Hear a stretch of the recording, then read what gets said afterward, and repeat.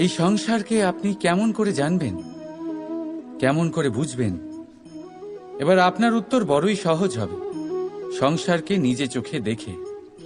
এটা অবশ্যই উচিত। এবারে দেখুন না, আমরা নিজে চোখে এই সংসারকে দেখি, একে চিনি, তারপরে আমরা বুঝতে পারি। কিন্তু আমরা এটা খেয়াল করতে পারি না যে সমস্ত সংসারকে দেখছে যে চোখ, তা কতটা ছোট হয়, তাই না? একা একজোড়া চোখ আমাদের সমস্ত সংসারকে দেখায়। তাহলে ভেবে দেখুন আপনার কাছে আর কি কি আছে। দুটি চোখ আছে, দুটি কান আছে, বলার ক্ষমতা আছে, যা দিয়ে আপনি শব্দ নির্মাণ করতে পারেন, শব্দ যা দিয়ে আপনি ব্রহ্ম বানাতে পারেন। দুই হাত আছে, যদি সে চায় তাহলে পাতাল খুঁড়ে সে জল নিয়ে আসতে পারে। দুটি পা আছে, যদি সে চায় তাহলে সংসারে যত বড়ই পর্বত হোক না কেন তাকে পার করতে পারে। একটা হৃদয় আছে যে প্রেমের বন্ধনে সবাইকে বেঁধে রাখে। একটা মন আছে যে প্রকাশের থেকেও বেশি তীব্র গতিতে চলে। এক মস্তিষ্ক আছে যে যত বড়ই সমস্যা হোক না কেন সমাধান বের করে ফেলে। এবারে ভেবে দেখুন আপনার কাছে কি কি নেই। বোঝার চেষ্টা করুন আপনি কতটা ধনবান। এই সংসারে সেই ব্যক্তি সুখী নন যার কাছে ধন আছে, সুখী সেই যে ধনের সদ্ব্যবহার করে। ঠিক তেমনই আপনার ধন হলো আপনার এই শরীরের ক্ষমতা। এই শরীরের ক্ষমতাগুলিকে ব্যবহার করে ধনাত্মক দৃষ্টিভঙ্গিতে সবকিছু দেখুন। এই সংসারকে বুঝুন, নিজেকে বুঝুন। এই সুখ চাইলেও আপনার থেকে দূরে থাকতে পারবে না।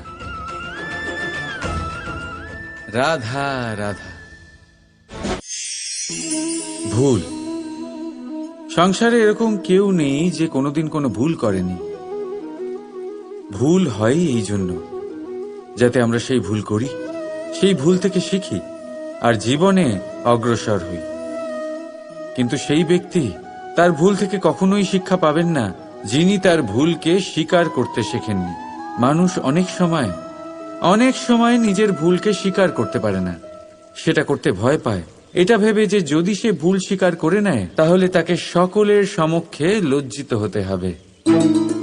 সে জানে যে সে কোথাও না কোথাও অবশ্যই ভুল করেছে, কিন্তু তার দম্ভ তাকে এটা স্বীকার করতেই দেয় না।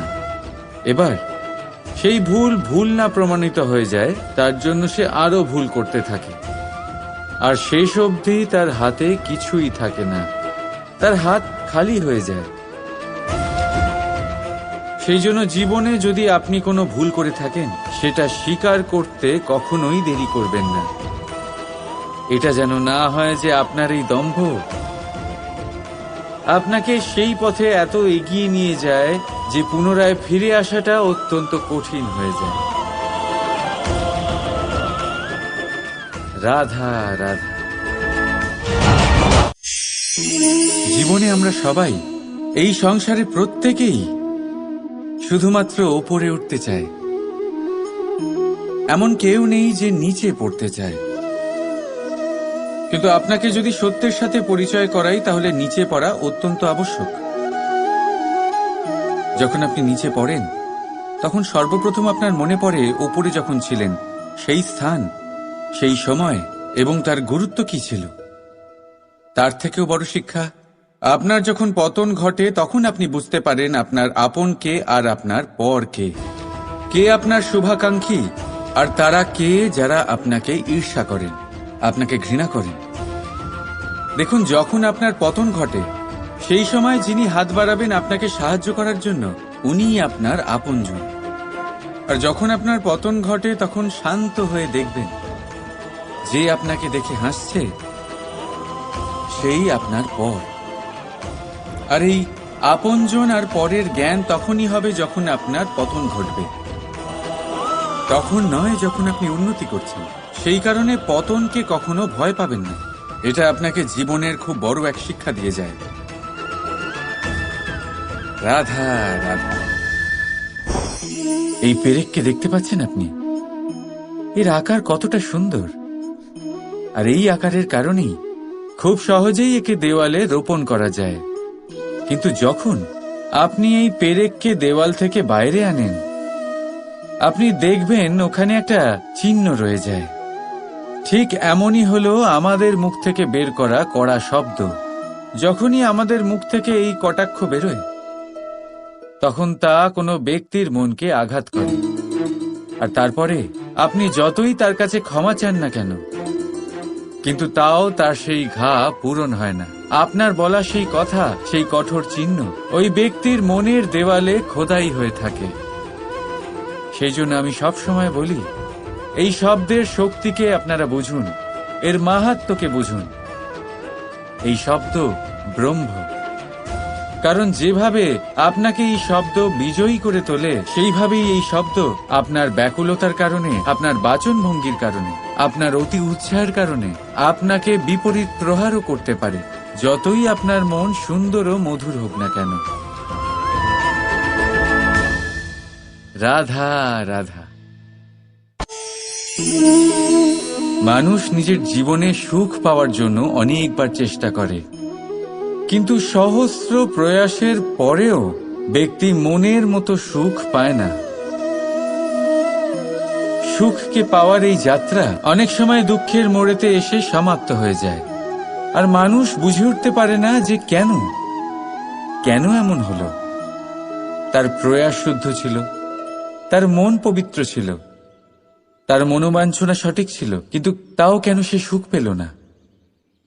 এর কারণ হলো আপনার আশেপাশের লোকজন আপনার সাথী। আপনি সুখ অথবা দুঃখের লক্ষ্য এনাদের থেকেই পান। তাই মনে রাখবেন, অনেক সময় আমরা দুঃখ এই কারণে পাই কারণ আমরা দুর্জনের ওপরে ভরসা করি, আর অনেক সময় দুঃখী আমরা এই কারণে হই কারণ আমরা সজ্জনের ওপরে সন্দেহ করি। যেদিন আপনারা এটা বুঝতে পারবেন যে কাদের ওপরে সন্দেহ করবেন আর কার থেকে আশা রাখবেন, সেই দিন আপনার জীবন থেকে দুঃখ চিরকালের জন্য চলে যাবে। তাহলে আসুন আর আমার সাথে ভালোবেসে বলুন, রাধা রাধা। সম্পর্ক, এই সম্পর্ক বন্ধুত্বের হোক বা ভালোবাসার, এর আধার হলো হৃদয়। এবার এই হৃদয়ের কথা বাইরে বের করার জন্য আমাদের দরকার পড়ে শব্দের। এবার আমরা এই ভুল অনেকবার করে ফেলি। এই শব্দ মিষ্টি হোক বা হোক কর্কশ, সেই ভিত্তিতেই আমরা সম্পর্ক পরিমাপ করি। এটাকেই সম্পর্ক ভেবে নিই আমরা, আর এটাই আমাদের সব থেকে বড় ভুল। তাই মনে রাখবেন, এই সম্পর্ক শুধুমাত্র হৃদয় দিয়ে গড়ে তোলা যায়। যেটা শব্দ দিয়ে গড়া যায় সেটা সম্পর্ক নয়, আর তাতে আক্রোশ শুধুমাত্র শব্দের মধ্যে থাকা উচিত, হৃদয় নয়। তাই শব্দ দিয়ে নয়, হৃদয় দিয়ে অন্তর থেকে ভালোবাসুন আর তাকে গড়ে তুলুন। আর আমার সাথে বলুন, রাধা রাধা। স্বপ্ন, প্রত্যেক মানুষ স্বপ্ন দেখে, আর প্রত্যেক মানুষ এই আশাও করে যে তার স্বপ্ন পূরণ হোক। কিন্তু তার স্বপ্ন কখনো পূরণ হয় না যারা প্রথমেই এই কথা ভেবে নেন যে তাদের স্বপ্ন পূরণ হয়ে গেছে। তাদের স্বপ্ন যথার্থ হয় যারা প্রয়াস করতে থাকে, নিরন্তর প্রয়াস। সেই জন্য জীবনে চেষ্টা চালিয়ে যান, পরিশ্রম করতে থাকুন, আর পূর্ণ বিশ্বাসের সাথে নিজের স্বপ্ন পূরণ করার দিকে অগ্রসর হয়ে পড়ুন। নয়তো এরকম না হয়ে যায় যে অন্য কেউ আপনাকে দিয়ে তার স্বপ্ন পূরণ করিয়ে নেয়। রাধা রাধা।